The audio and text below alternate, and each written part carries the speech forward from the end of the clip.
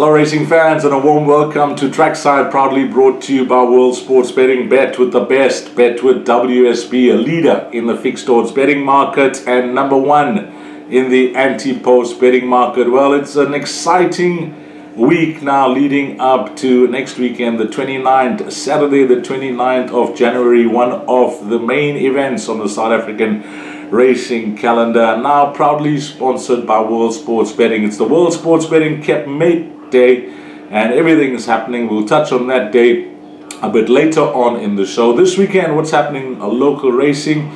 It's a double header, Saturday and Sunday. Saturday we are at Turffontein and we move along to Kenilworth on Sunday. We'll give you the 4 to follow. 2 trebles will be up on the World Sports Betting menu, and away we go with those 4 horses this weekend. We'll begin at Turffontein, and I must add that competitive racing both days, but hopefully we found some value for you on the card. And one of those runners comes up in race number 5 at Turffontein, which is a fillies and mares 71 divided handicap over 2,000 meters. It looks like a highly competitive race, but there's one runner that really caught my eye last time out. Her name is 3 Hills. She's trained by Corey Lensley.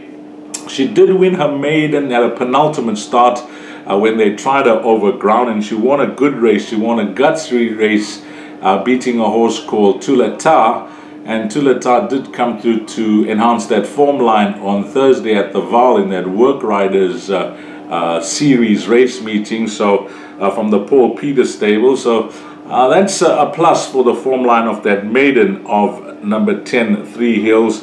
And then I mentioned that she caught the eye in that post-maiden run. You have to look at that replay because she had young Caden Brewer up. It was on the Val Classic track where she was drawn 15 out of the 16 runners, and she did everything but win. She was given a nice positive ride by Caden, raced up handy. She actually hit the front in the closing stages of that race, only to find one better on the day. It was a photo finish between herself and Crusade Royalty.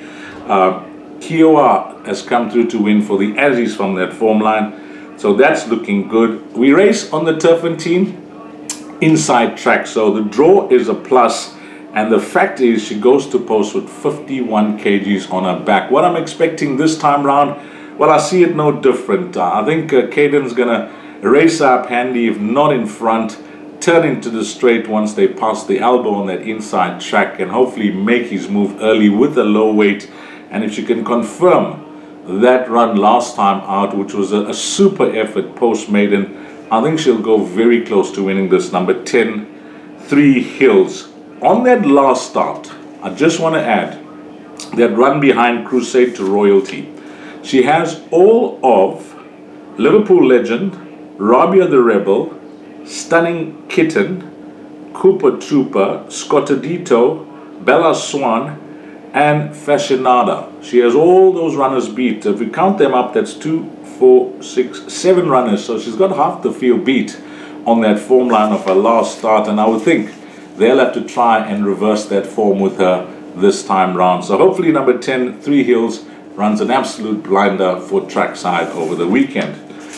Then I move along to Turffontein, and it's the next race. It's race number 6, and this is a middle stakes over 1,800 meters.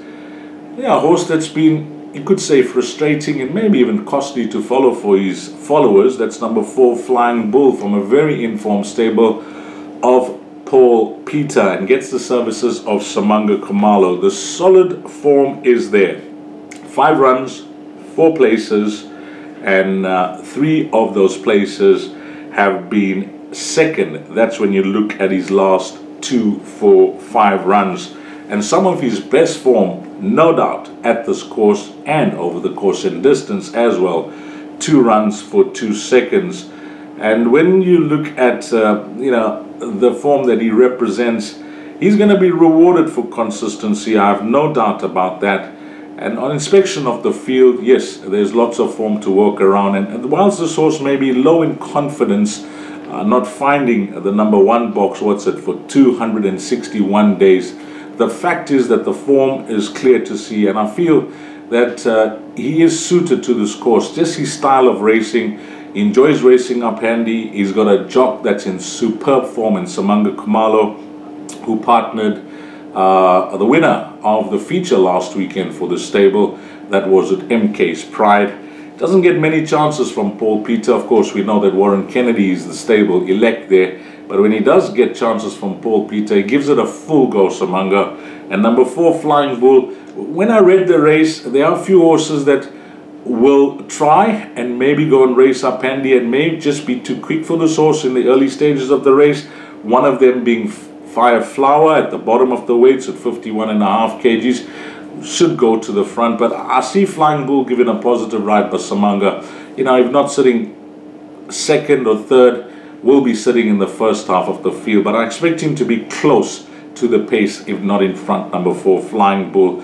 And maybe he can be rewarded for his consistency. So those are the 2 runners at Turffontein on Saturday. Then we move along to Sunday at Kenilworth. Now, I picked out 2 horses here, and they come out late in the meeting. Race number 7 is the first of the 2, a fillies and mares 88 over 1400 meters, and Silver Sabre is her name. She's trained by Brett Crawford, will be partnered by Anton Marcus. Well, Anton just goes down for the 2 rides for his sponsor Ridgemont. I think he rides La Vida earlier on in the day.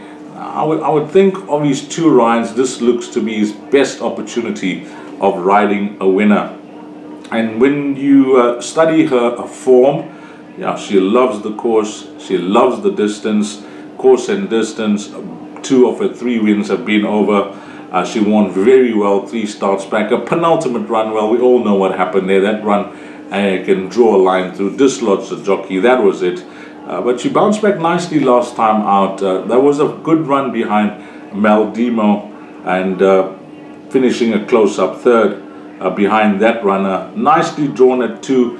She runs well. In fact, her best races have been racing up handy. So I see Anton, you know, not wasting the draw, giving her a positive ride, maybe in front, turning to the straight, and she could notch up her 4th career win. She's already a 3-time winner from 11 starts, number 3, Silver Sabre, and we'll see how she goes there. I think she'll have a serious winning chance in this type of field, number 3, Silver Sabre. Then we wait for the lucky last at Kenilworth, and it will be race number 8, and this is a merit weighted 76 handicap. The distance is 1600 meters, and Mr. Master Starter, Dean Kanemayer, Keegan DeMello. Well, these 2 they're having a good run as well, the Kanemayer and DeMello combination. And here's a horse who won his first 2 starts over the sprint trip. They then stretched him over 1600 meters.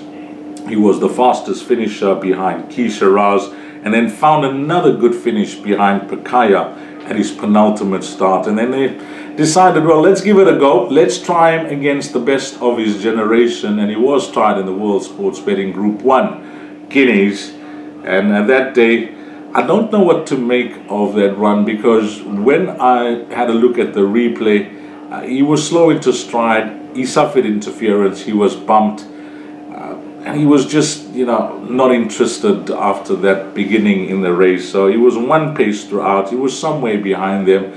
I don't think you can read too much into that run, because, you know, things did not go according to plan. And I think that he's better than, 10 lengths behind Double Superlative, the winner of the World Sports Betting Group 1 Guineas. So he's now back in handicap company.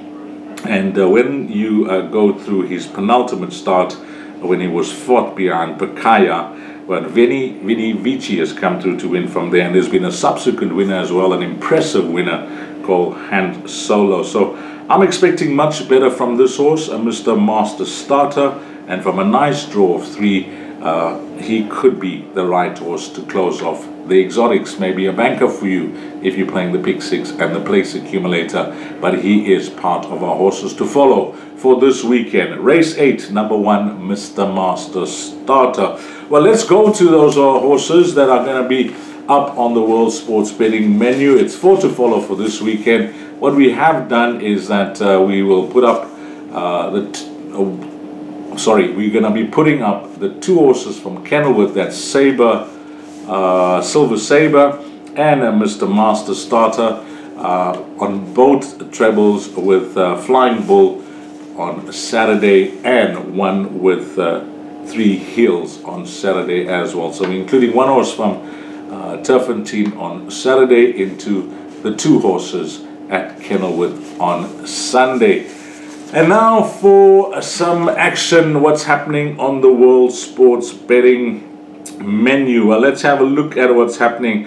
Well, I can tell you that the final field for the World Sports Betting Met was announced on Wednesday night, and the book was out on Thursday.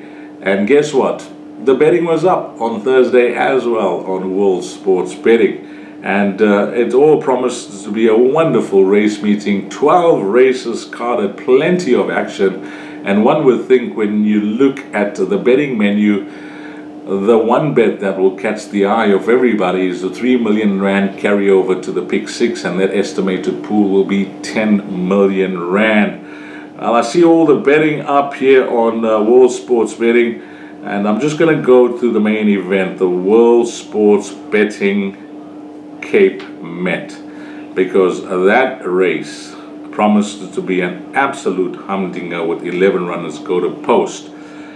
At this stage of the game, with a week to go, number 5, Comet Didang, 7-2. Number 4, Jet Dark at 4-1. 11, Double Superlative at 4-1. Linebacker at 9-2. Marina at 10-1. Do It Again at 12-1. 7, Hoedspruit at 12-1.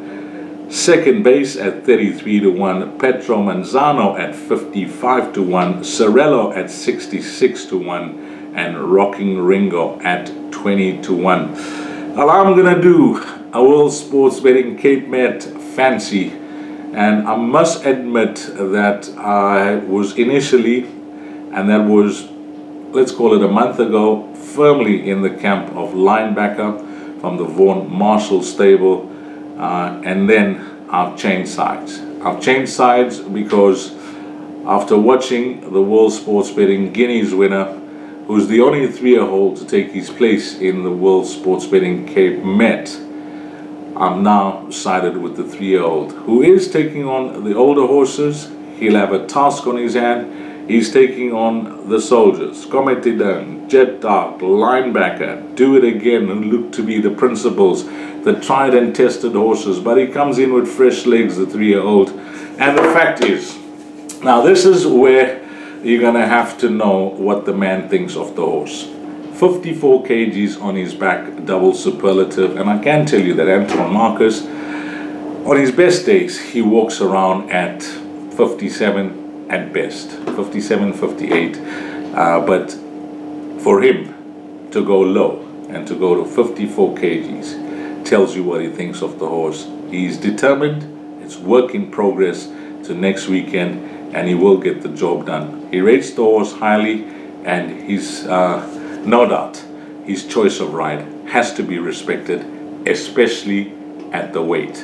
And what a win from him in the World Sports Betting Group 1 Guineas, and I'm hoping he can do a double for the sponsor. Was tipped on the show as well, if you can recall, to win the World Sports Betting Guineas at 10-1, and hoping that he can do the double and show his class against the older horses. Whatever the result, I will assure you, at those odds, you will get a solid run for your money. So that's going to be my tip for the World Sports Betting Cape Met. It's going to be Double Superlative, horse number 11. And all that's left for me to say is have a wonderful weekend, guys. Find all the winners on Saturday and Sunday. And on behalf of World Sports Betting, thanks to all the punters, but more importantly and more especially, thanks to you, the valued customer. Until next weekend, you take care. Salani Gashle.